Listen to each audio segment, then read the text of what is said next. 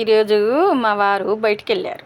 అందుకే రాఖీలు తీసుకురాలేదు. అందుకే నేనేం చేశానంటే ఇదిగో ఈ కొత్తగా తయారు చేశాను రాఖీలను.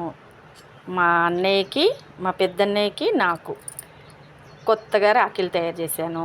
ఇదిగో మా ఇంట్లో ఇప్పుడు స్వీట్ తీసుకురావడానికి కూడా ఎవరు లేరనేసి ఈ వడపప్పు, చక్కెర కలిపేసి స్వీట్గా మా అన్నయ్యకి పెడుతున్నాను.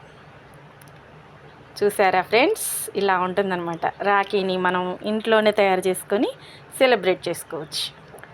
బాగున్నాయా నేను తయారు చేసిన రాఖీలు? ఇదిగో గులాబీ పువ్వు రాఖీ ఏమో మా అన్నయ్యకి, ఈ శంకు పువ్వులతో సన్నజాజులతో కట్టిన రాఖీ ఏమో నాకు. మా అన్నయ్య అంటే ఇంట్లో లేరులే, మా అన్నయ్య భగవంతుడి దగ్గరికి వెళ్ళిపోయారు. అందుకే మా అన్నయ్యకి ముందుగా రాఖీని భగవంతుడి దగ్గర పెట్టి ఆ తర్వాత నేను కట్టుకుంటాను ఒక రాఖీ. ప్రతి సంవత్సరం ఇలాగే ఆనవాయితీ నాకు. ఈ సంవత్సరం కూడా వెళ్దాము మా అన్నయ్య వాళ్ళ ఇంటికి అనుకున్నాను కానీ కుదరలేదు, అందుకే వెళ్ళలేదు.